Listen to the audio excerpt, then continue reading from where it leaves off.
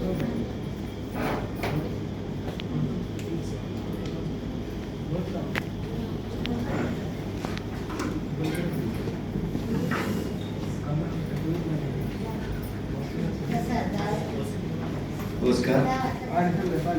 आर्डकर sir या. मी सुरुवातीला क्रांती महिला संघ, स्वाती नॅको एआरटी सेंटर आणि क्रांती महिला मंडळ यांचं मनापासून आभार मानतो की त्यांनी ह्या विषयामध्ये आजचं मार्गदर्शन शिबिर आयोजित केले. सुरुवातीला मी माझी ओळख करून देतो. त्यांनी सरांनी ओळख करून दिली आहे, पण माझी थोडीशी ओळख वेगळी आहे. तुम्ही सगळे सोलापूरचे, तुम्हाला सांगलीकडे माहिती असणार, सांगलीतला गोकुळनगर माहिती असणार, काही खण माहिती आहे, स्वरूप पाकीज, त्याच्यामध्ये जो शिवाजीनगर आहे ना, मी तिथला राहणार आहे. माझं बालपण या दोन एरियाच्या मध्ये गेलेलं आहे. माझं शिक्षण नगरपालिकेच्या शाळेमध्ये झाले, ती गोकुळनगरच्या बाजूला शाळा नंबर 22 महानगरपालिका. त्यामुळं मी इथून पळून नाही जाणार आहे. मला भरपूर वेळ आहे तुमच्याशी बोलायचा आणि मी तो विषय डोळ्यासमोर ठेवून मी आलेला आहे. मी लहानपणापासून बघितलेलं आहे. माझं कुटुंब जसं बघायला गेलं तर कर्नाटकातलं घटप्रभाच आहे. आमच्याकडे प्रथा अशी आहे, अदरवाईज नका घेऊ किंवा वेगळा विचार नका करू. जर एखादा तृतीयपंथी दिसला तर त्याच्या हातात काय ठेवल्याशिवाय पुढे जायचं नाही. आणि जेव्हा ते हात डोळ्यावर त्याची श्रद्धा अंधश्रद्धा हा विषय बाजूला, पण माझ्यासाठी तो भावनिक विषय आहे. म्हणून मी आज किती बाकीच्यांना ते गेले असतील, परंतु मी तुम्हाला पूर्ण विषय आणि मला दिले 2 विषय मी पूर्ण वेळ तुमच्याशी संवाद साधणार आहे. पण मला हे संवाद साधताना मला जसं मी म्हटलं ना, मला एक खूप गोष्ट खटकली. कोणी हिरामंडी पिक्चर बघितलं? हिरामंडी वेब सिरीज बघितली? मॅडमनी बघितली? मॅडम सगळ्यांना दाखवा. हिरामंडी वेब सिरीज सगळ्यांना दाखवा. गंगूबाई काठेवाडी कोणी बघितलाय? बघितलंय. जोगवा बघितलाय? बघितलाय ना? तर ही वेब सिरीज आवर्जून दाखवा. हे का कारण सांगतो तुम्हाला. आपलं स्वातंत्र्य जेव्हा मुघल किंवा पूर्वी साम्राज्य होतं ना, त्यावेळेला स्टेटस होतोय या, म्हणजे आपण ह्या कुठलं प्रोफेशन किंवा हे म्हणत नाही, त्याला एक औदा होता. त्याला तवायफ तेव्हा म्हणायची मुघलांच्या काळात किंवा नवाबांच्या काळात तवायफ. आणि तवायफ हा असा घटक आहे, त्या वेब सिरीज मधला एक सीन आहे. म्हणजे त्या काळातले पोलीस अधीक्षक, म्हणजे आता आपले पोलीस आयुक्त, त्या तवायफच्या घरी जातात, जी मुख्य असते त्यांची, आणि तिला सांगतात माझ्या घरी कार्यक्रम आहे, तुला यायचं आहे. आणि तिचा उत्तर दिलं त्यांना असतं, आम्ही तवायफ आहे, आम्ही कुठं जात नाही, आम्ही ही आमची कला आहे. म्हणजे त्या काळामध्ये याला सुद्धा एक व्यवसायाचा दर्जा होता त्या काळामध्ये. परंतु काय झालं, जसं जसं ब्रिटिशांचं वर्चस्व वाढत गेलं, स्वातंत्र्य मिळालं, त्याच्यानंतर मध्ये काळानुरूप काही गोष्टी आपली दारिद्र्याकडे वाटचाल चालू झाली वेगवेगळ्या कारणांनी. मग ते आपल्या गोष्टींचं पतन चालू झालं. म्हणून मी मगाशी म्हटलं की हे उदाहरण मी का दिलं. आता हे सगळे संघटना इथं काम करताय, तुम्ही विनंती करताय. आता हा विषय मी सुरू करणार आहे, त्याच्यावर म्हणतो मी तुम्ही विनंती करताय, हात जोडताय. का का ठीक आहे, आपण हे माझं सेशन झाल्यानंतर या प्रश्नाचा परत एकदा विचार करू. सर, पहिल्यांदा आमच्या व्यवसायालाच आम्ही कमी लेखू, त्यामुळे आम्हाला हे हात जोडावं लागतं. आणि हे मी प्रत्येक वेळेस सांगते की आपल्या व्यवसायाला कमी लेखू नका. आता एक लक्षात घ्या, त्यांनी जो विषय मांडलाय ना, त्या विषयाकडं आपण व्यवसाय आणि व्यक्ती या 2 गोष्टीमध्ये आपण विभागणी करूया. व्यक्ती म्हणून माझं अस्तित्व आणि व्यवसायाचा व्यावसायिक म्हणून माझं अस्तित्व, या दोन्ही गोष्टी महत्वाच्या. आता मी जो कायदा सांगणार आहे किंवा त्याच्यावर बोलणार आहे, त्याच्यानंतर आपण ह्या विषयाकडे परत येऊया. आता मी हे सांगितलं, आपला मेन जो विषय आहे संविधानाचा घेऊ का थोडंसं, म्हणजे थोडंसं विषय घेतो. मी जसं सांगितलं की स्वातंत्र्यपूर्व काळामध्ये तुम्हाला म्हणण्यापेक्षा प्रत्येक व्यक्तीला एक अभिजात स्वातंत्र्य होता, अधिकार होता. स्वातंत्र्योत्तर काळामध्ये संविधान केलं गेलं, संविधानामध्ये पण अधिकार दिले गेले, परंतु तितकं लक्ष किंवा तितकं कॉन्सन्ट्रेशन त्या प्रत्येक व्यक्तीकडे दिलं गेलं नाही. ही दुर्दैवाची बाब आहे. ह्या संविधानातल्या तरतुदीकडे जाण्याच्या पूर्वी मी जसं सरांनी सांगितलं, आपलं जे जजमेंट आहे सुप्रीम कोर्टाचं, माहिती आहे कुणाला कुठलं जजमेंट सर म्हटले निकाल सुप्रीम कोर्टाचा? मी प्रश्न का विचारतो लक्षात घ्या, हे तुम्हाला माहिती असणं गरजेचं आहे. तुम्ही जेव्हा केव्हा कुठल्याही कार्यालयात जाल ना, तुम्हाला हे जर शब्द तुम्ही वापरले तुम्हाला अडचण नाही येणार आहे. हे सर सांगतायत सुप्रीम कोर्टाचा निकाल आहे, सुप्रीम कोर्टाचा निकाल आहे. कशातला आहे, काय आहे? तुम्हाला जर एखाद्या माझ्यासारख्या अधिकाऱ्याने विचारलं, हो सांग बरं कुठला निकाल आहे, काय लिहिले त्यात आहे, सांगा बरं कुणाला माहिती, कुठलं कधी कुणाचा निकाल आहे तो, काय केसचं नाव सांगा, कुणाला कुणी माहिती असेल तर. नाही, लक्षात घ्या. आणि ह्या जे माहिती नाही ना, त्याचाच गैरफायदा सध्या होतोय. वेस्ट बंगालमध्ये लेट देम बी अवेअर, म्हणजे त्यांना त्यांच्या भाषेमध्ये त्यांना त्यांच्यापर्यंत पोहोचलं पाहिजे. त्यांना हे कुठून सुरू झालं हे त्यांना कळलं पाहिजे. बुद्धदेव म्हणून एक माणूस होता वेस्ट बेंगॉलमध्ये, एक महिला आपल्यासाठी जे हा व्यवसाय करत होती, 45 वर्षाची महिला होती. आणि तो जो बुद्धदेव होता, म्हणजे नावाची त्या देवाशी शिकवायचं नाही, त्याचं नाव ते होतं, तो त्या पायऱ्यांवरती झोपला होता. आणि रात्रीच्या वेळी त्याला तलब आली आणि त्यांनी तिच्याकडे मागणी केली. त्यांनी काय गृहीत धरलं, व्यवसायच तो आहे, करायला तर भाग आहे. तिनं नकार दिला. नकार दिल्यावर काय झालं, ती तापसी वृत्ती जागी झाली. तापसी वृत्ती जागी झाल्यानंतर त्यांनी तिचं डोकं धरलं, भिंतीवर धडाधड धडाधड आपटली. तेवढंच केलं नाही, तिला पायऱ्यांवरून ओढत खाली आणलं आणि चौकामध्ये तिचा खून केला. न्यायालयाने खाली त्याला शिक्षा दिली, वर सुप्रीम कोर्टापर्यंत ती शिक्षा कायम राहिली. आता लक्षात घ्या, जेव्हा हे प्रकरण सर्वोच्च न्यायालयामध्ये गेलं तेव्हा सर्वोच्च न्यायालय लक्षात आलं, अरे हे फक्त खुनाची केस नाहीये, ही एक केस सर्वोच्च न्यायालयापर्यंत आलेली आहेत. यांच्यासारख्या अनेक महिला, अनेक ट्रान्सजेंडर्स म्हणजे तृतीयपंथी अशा अनेक लोक आहेत जे तळागाळामध्ये अशा परिस्थितीला समोर जाते. एक प्रकरण फक्त समोर आलेलं आहे. मारहाणीचे कितीतरी घटना होते, मला मी बघितलेले डोळ्यांनी, ज्या पोलीस स्टेशन पर्यंत पण येत नाही.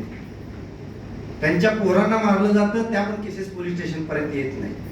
मग सर्वोच्च न्यायालयाने दखल घेतली आणि एक कमिटी स्थापन केली. हे कधी घडलं, 2011. हे लक्षात घ्या, मी मुद्दाम सांगतोय.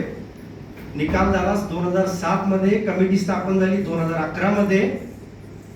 कमिटीला सांगितलं की ह्यांच्या काय अडचणी आहेत बघा आणि आमच्याकडे सांगा, आम्ही मग शासनाला सांगू की तुम्ही काय करायचं आहे. आता सरांनी जे सांगितलं 2022, ही 2022 अजून पण मध्ये अजून शेवट नाहीये. 2011 पासून त्याच्यामध्ये त्या कमिटी वेळोवेळी गोष्टी त्यांना सांगते की हे व्यवसाय करणाऱ्या लोकांच्या ह्या अडचणी आहेत, हे प्रॉब्लेम्स आहेत, हे अधिकार आहेत. हे असं सांगितल्यानंतर 2011 मध्ये पहिल्यांदा सुरुवातीला कमिटीने जो रिपोर्ट ठेवला, मी बोललेलं लक्षात येते ना, समजते ना बुद्धदेव केस काय होती, कारण हे तुम्हाला माहिती असणं गरजेचं आहे. 19/7/2011 ला ती कमिटी स्थापन झाली पहिल्यांदा.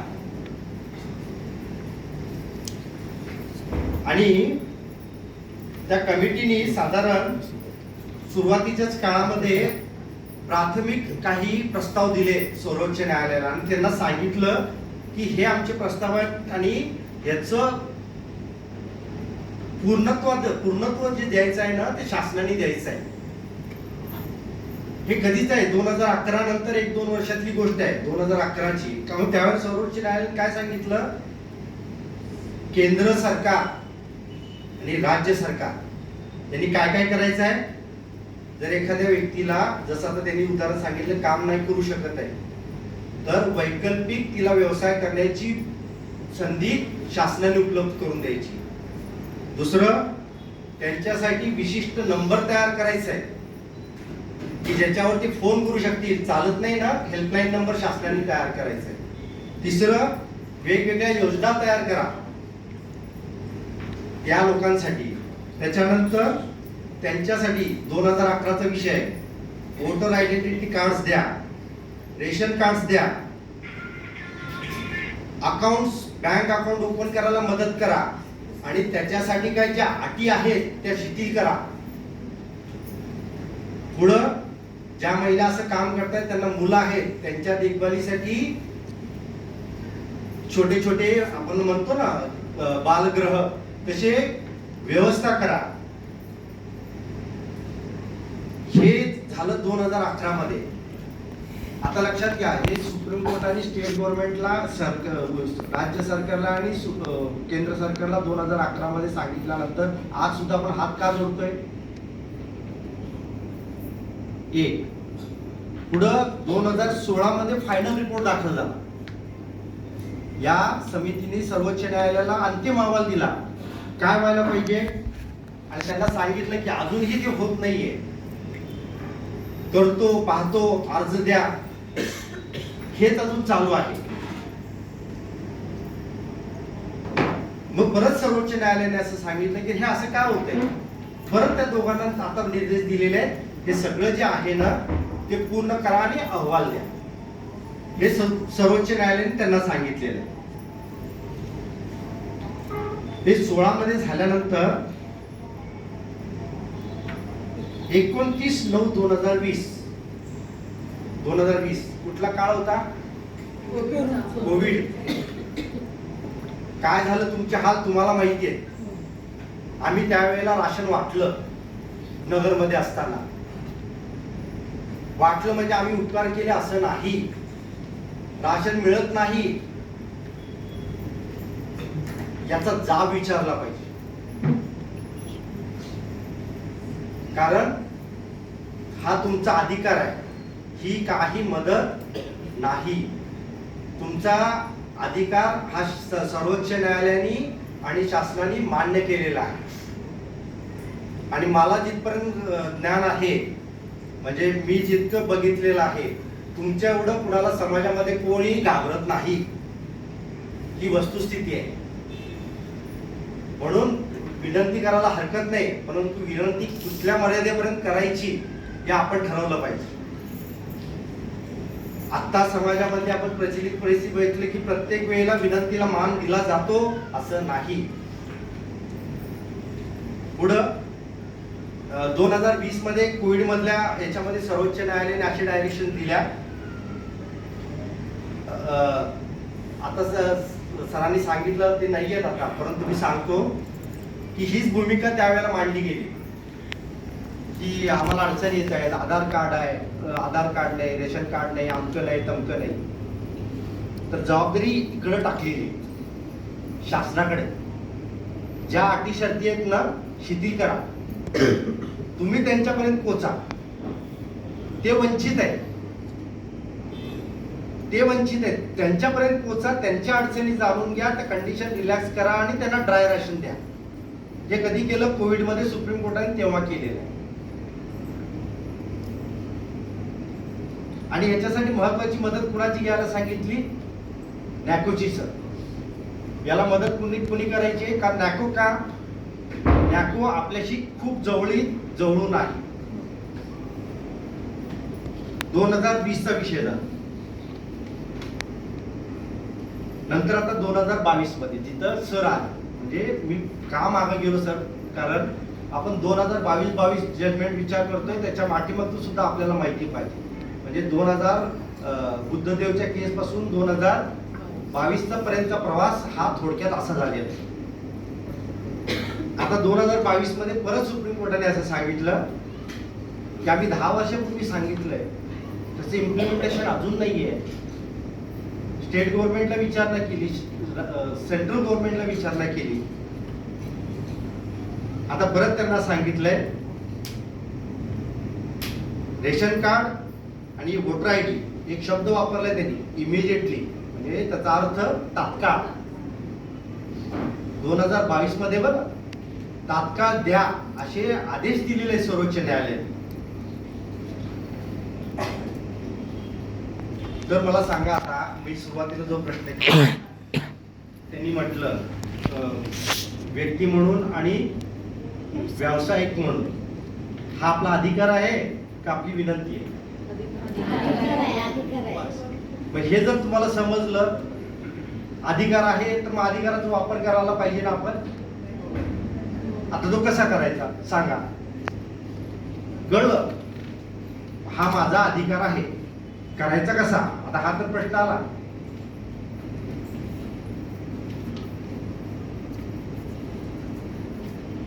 तुम्हाला समजेल अशा भाषेत सांगा.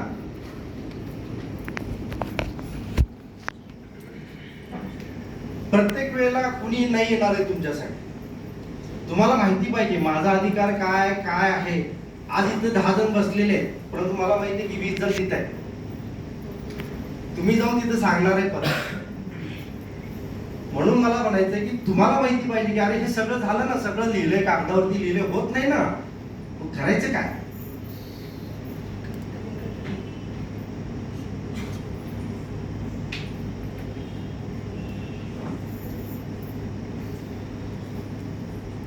मी 2 गोष्टी सांगतो. व्यक्ती म्हणून जर आपल्या अधिकाराचं हनन झालं, व्यक्ती म्हणून मानव अधिकार म्हणतो.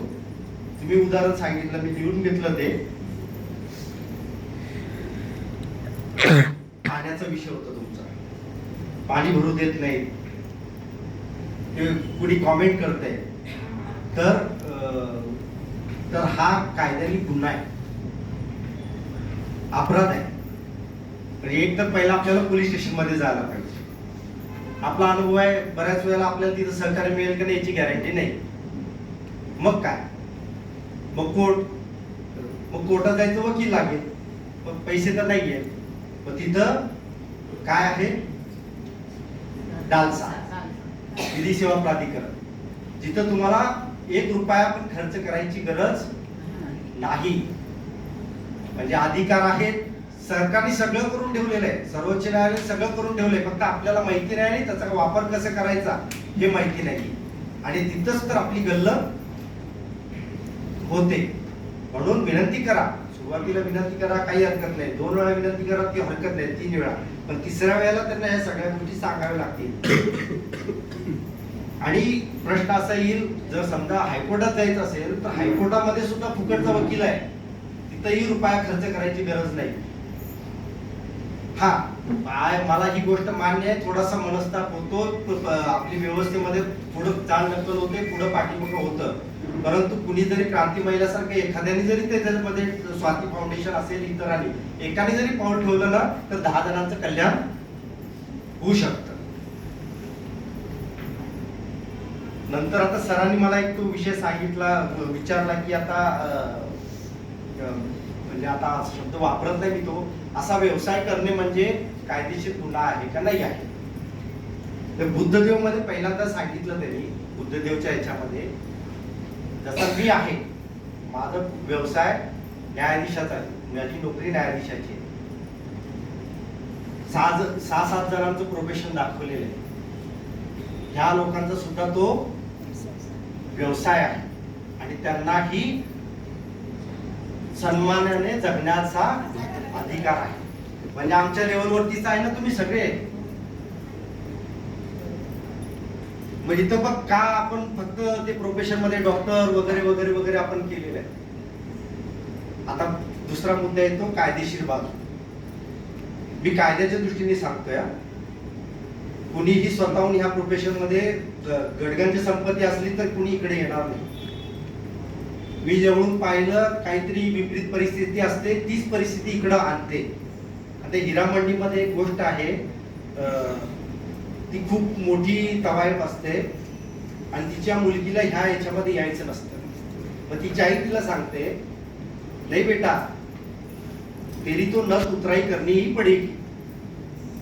तरी ती मुलगी ऐकत नाही आणि समाजाच्या मध्ये आपल्यामधली जी विकृती आहे ती परत तिला तिकडे ढकलायचा शेवटपर्यंत प्रयत्न करते. ती करमणूक भाग वेगळा. परंतु मला विषय असं सांगायचा आहे की आता सध्याच्या घडीला आपल्या देशामध्ये अशी भूमिका आहे, 18 वर्ष वगैरे असेल त्याला कोणताही व्यवसाय करण्याचा त्याच्या अधिकारानुसार त्याला मुभा आहे. पण त्याला करायचं याचा अर्थ दुसऱ्याला ओढायचं हा अधिकार दिलेला नाही. म्हणजे जसं मी हिरामंडी मधलं उदाहरण दिलं, तिला अधिकार नाहीये मी तवायफ म्हणून काम केलं म्हणून माझ्या मुलीने पण तेच करावं. तिचा अनुभव असेल, समाजामध्ये तिनं आयुष्यभर भोगले, तिच्यावरनं सांगितलं असेल, भाई आपण दुसरं त्या काळातली परिस्थिती, आत्ताची परिस्थिती वेगळी आहे. त्यावेळेला तिची अशी भूमिका होती की नाही, आपण बाहेर नाही जाऊ शकत, आपल्याला इथंच आयुष्य काढायचंय. आता तशी परिस्थिती नाहीये, आता फार परिस्थिती बदललेली आहे. म्हणून कायदा असं सांगतो, व्यवसाय म्हणून प्रत्येकाला अधिकार आहे कोणताही व्यवसाय करण्याचा. परंतु जर कोणी अशा पद्धतीचा व्यवसाय जबरदस्तीने करून घेत असेल, डांबून ठेवत असेल, त्याच्या उत्पन्नावरती जगत असेल, तो अक्षम्य गुन्हा आहे. लक्षात आलं? आता मी का सांगतोय सांगा तुम्हाला, मी दोन्ही बाजू सांगतोय. मी आता त्याची एक दुसरी बाजू सांगतो. माझ्याकडे काल आमच्याकडे एक मनोधैर्य, आपल्या बऱ्याच जणांना माहिती असेल, बऱ्यापैकी लोकांना, जे बलात्कार पीडित असतात किंवा आपल्या छाप्यामधून सुटलेल्या मुली असतात, त्यांना आपण त्यांचं पुनर्वसनाचं काम विधी सेवा प्राधिकरणाकडनं किंवा इतर जे संस्था आहे त्यांच्याकडनं होत असतं. काल एक मुलगी आणली होती, आई वडील नाहीत. तिला 2021 मध्ये आसाममध्ये सोडवलं गेलं, रेस्क्यू केलं गेलं म्हणतात त्याला. म्हणजे अशाच एका ठिकाणावरून जिथं तिचं लैंगिक शोषण झालं होतं, तिथं तिच्याबरोबर तपासणी करताना असं लक्षात आलं की ती आहे महाराष्ट्राची. मग तिला महाराष्ट्रात पाठवलं. महाराष्ट्रात पुण्यामध्ये असताना तिनं गोळ्या करून आत्महत्या करायचा प्रयत्न केला. आत्महत्येचा प्रयत्न केला, त्यातून तिला वाचवलं. मग आपल्यासारखी ही जी संस्था आहे ना, त्यांनी काय केलं, तिचं समुपदेशन चालू केलं, तिला विश्वासात घेतलं. 2 वर्षाचं समुपदेशन झालं. 2 वर्षाचं 2 वर्ष तिच्याशी बोलत राहिलं. आणि काय कळलं, आपल्या इथली एक संस्था तिथं काम करत होती, त्या संस्थेच्या केअरटेकरचं आणि तिथल्या एका मुलाचं ऑप्सिंग, म्हणजे आपण काय म्हणतो त्याला, जी गोष्ट इथे नाही सांगताय ती गोष्ट करताना त्या मुलीने तिला बघितली. तिच्यानंतर तिच्यावरती लैंगिक अत्याचार 3 लोकांनी केले. आणि ती जेव्हा बोलायला लागेल असं वाटलं, तिला ट्रॅफिक केलं, म्हणजे आमच्या भाषेमध्ये तिला विकलं आसाममध्ये. आणि परत तिथं देह विक्री करायला लावली. वय किती आहे मुलीचं सांगा बरं? 12 वर्ष. आता मला सांगा, ह्या मुलीचं मी 2020 सांगितलं आणि आज तिचं 2012 आहे. काय पुनर्वसन करणार आहे तुम्ही सांगा बरं? तुम्ही किती देऊन काय पुनर्वसन करणार आहे? म्हणून मी जेव्हा म्हटलं की व्यवसाय करण्याचा आपल्याला अधिकार आहे, परंतु दुसऱ्याला ढकलायचा अधिकार नाही. आपल्या पण पोटच्या गोळ्याला नाही आणि बाहेरच्याला पण. प्लीज तेवढं लक्षात घ्या, अदरवाईज घेऊ नका मला, कारण मला जे दिसतं तुमच्या समोर सगळ्या गोष्टी सांगणं मला गरजेचं आहे. दुसरं मी महत्वाचं एक जजमेंट सांगतो. काजल म्हणून एक जजमेंट आहे, ज्याच्यामध्ये आपल्या मुंबई हायकोर्टाने असं म्हटलंय की व्यवसाय 18 वर्षाच्या व्यक्तीला त्याचा व्यवसाय करण्याचा पूर्ण अधिकार आहे. आणि पीठामध्ये जर रेड झाली, छापा पडला आणि तिला जर सोडवलं गेलं तर तिची इच्छा खूप महत्वाची. तिनं जर म्हटलं की नाही, मला परत त्या व्यवसायाकडे जायचं नाही, मला तिकडे नाही जायचं, माझं पुनर्वसन करा, तो तिचा अधिकार आहे आणि त्या अधिकार विरुद्ध तिला पाठवण्याचा अधिकार ना खालच्या कोर्टाला आहे, ना पोलिसांना आहे, ना सर्वोच्च न्यायालय आहे, ना कुठल्या शासनाला आहे. परत या दोन बाजू लक्षात घ्या. मी परत सांगतो, हा अधिकार दिला, परंतु आपल्याकडे काय होतं, तुम्हालाही अनुभव असेल, खूप मोठे मोठे लोक इथे बसलेले आहेत आणि आयुष्य त्याच्यामध्ये घातलेले आहे. आपल्यावरती पण एक कोणीतरी बसलेला असतो, जी ही व्यवस्था हलू देत नाही. परंतु आपला आतला माणूस जर आपण कुठेतरी जागा नाही ठेवला ना, तर याचा पण दुरुपयोग होऊ शकतो.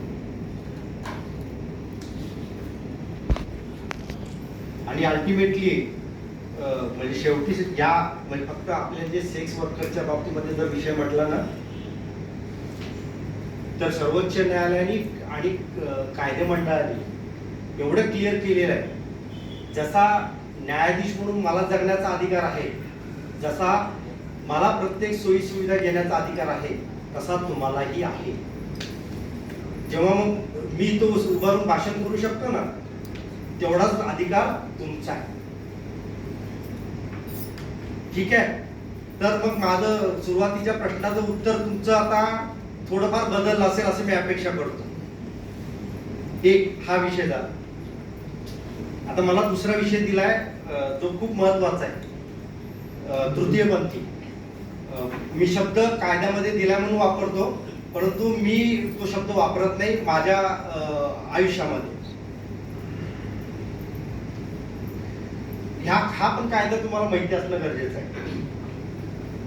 आता पहिल्यांदा आपल्याला सगळ्यात पहिला महत्वाचं कायदा काय आहे म्हणण्यापेक्षा परत मागे इतिहास काय आहे हे आपल्याला माहिती असणं गरजेचं आहे. जोगवा पिक्चरचं मी सगळ्यात पहिला उदाहरण दिलं. त्याचा प्रवास कुठून कसा सुरू होतो आणि कुठं जातो तो, म्हणजे मुळात त्याची सुरुवात त्या पंथामध्ये झालेली नसते. तो स्वतःहून काही गोष्टी स्वीकारतो किंवा काही वेळेला समाज त्याला स्वीकारायला लावतो. म्हणून मी परत सुरुवात कुठे करायची आहे, कोणी स्वेच्छेनी किंवा आपखुशीनी कुठल्याही पंथामध्ये किंवा कुठल्याही प्रोफेशन मध्ये जात नाही. आणि हे आतापर्यंत इतिहासामध्ये अधोरेखित केले गेलेले आहे. आता हा कायदा काय आहे हे समजण्यापर्यंत ही आपल्याकडे मंडळी आहे, तुम्हाला खूप महत्वाचा आहे हा तुमच्यासाठी विषय. तुम्ही खूप काळजीपूर्वक लक्ष द्या. आधी तृतीयपंथी म्हणजे काय, किंवा याच्यामध्ये जो ट्रान्सजेंडर शब्द वापरलेला आहे ती म्हणजे नेमकी व्यक्ती कोण, तुम्हाला जसं समजते तसं सांगा. बोला, बोललं तर कळणार आहे, नाही तर मग कसं इकडून आलं तिकडून गेलं. चुकू दे, आपल्या बोली भाषेमध्ये सांगा. नाही सांगताय प्रयत्न करा. लक्षात घ्या, मी का उठवतोय तुम्हाला, हे जे न उभं राहण्याची ताकद आहे ना, आपण जे हिच करतोय मनामध्ये, अजूनही समाजाला वाटतंय की हे अजून तिथंच आहे. अरे उभं राहिलं पाहिजे. मी कोण आहे हे जोपर्यंत मला कळत नाही ना, तोपर्यंत आत्मविश्वास काही डेव्हलप होत नाही. समाजात दोन समाज असल्यामुळे सांगता येत नाही, ही महत्वाची गोष्ट आहे. हा, मला ह्याच मुद्द्याकडे न्यायचं होतं. समाजात दोन समाज असल्यामुळं कुणाचीच टीका करता येत नाही. एक लक्षात आलं. आता आपल्याकडे एक नेहमी तुम्ही सगळे उदाहरण सांगता, दोघांच्या भांडणात इथं मेन गोम आहे. त्याच्यामुळे म्हणून मग काय लक्षात घ्या, म्हणून मी तुम्हाला काय म्हणलं, समाजामध्ये दोन घटक असल्यामुळे कायदा काय आहे याच्या आधी ही व्यक्ती कोण आहे हे माहिती असलं की कायदा कळणार आहे. कायदा कळला तर तुमच्या मधले जे मतभेद आहेत ना ते दूर होणार आहे. हे समजून घ्या. या तृतीयपंथी किंवा ट्रान्सजेंडर व्यक्ती याचा अर्थ काय आहे, ज्या वेळेला तो जन्माला आला तर आपल्या समाजामध्ये पद्धत काय, खाली बघायचं आणि त्याच्यावर ठरवायचं की तो मुलगा आहे का मुलगी आहे. पण ते तसं नाहीये. त्या व्यक्तीला आपलं काय वाटतं हे विज्ञान आणि कायद्याचं सांगतोय मी. बरं, व्यक्तीला आपलं काय वाटतं, आतलं माझं लिंग किंवा काय असेल काही असू शकतं, पण आतलं मला काय वाटतं, मी महिला आहे का मी पुरुष आहे. त्याला जे वाटतं तेच त्याचं कायद्यानं आपण म्हणतो लिंग आहे, म्हणजे जेंडर. आणि आपल्या संविधानानं असं म्हटलंय, तो जे म्हणेल मेडिकल तपासणी नाही, त्यांनी जर म्हटलं की मला आतून असं वाटतं की मी या लिंगाचा आहे किंवा मी या लिंगाचा आहे, तर ते मान्य करायला पाहिजे असं सर्वोच्च न्यायालयाने मान्य केलं. कुठल्यालाही असं म्हणता येत नाही की नाही जा आधी तपासणी करून ये, मग डॉक्टर सांगतील त्याच्यावर मी ठरवेल तू इकडचा का तू तिकडचा. मग हे जेव्हा क्लिअर झालं ना, तुमच्यामध्ये दोन घटकामध्ये मधले मतभेद बऱ्यापैकी म्हणतोय, याला वेळ लागणार आहे. ठीक आहे. आता मला सांगा, आता आपण बघितलं की कोण तृतीयपंथी आहे आणि अधिकार कुणाला आहे, कुठल्या पंथामध्ये जायचा हा अधिकार बघितला. आता मला पुढचा प्रश्न तुम्हाला आहे, भारतामध्ये त्यांना कायदेशीर मान्यता दिलेली आहे का, त्यांच्या अस्तित्वाला कायदेशीर मान्यता आहे का.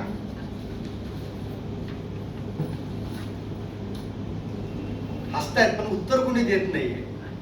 नाही, मान्यता ही पूर्वी म्हणजे तृतीयपंथाला मान्यता नव्हतीच, पण आता हे समाज झाल्यामुळं असे रेणुका मॅडम हे असे लोक जे आले त्यांनी आम्हाला म्हणजे ह्यात आणल्यामुळं आम्ही त्या गोष्टीला आम्ही एकदम म्हणजे खुश आहे त्या गोष्टीने. म्हणजे आम्हाला मान्यताच नव्हत्या.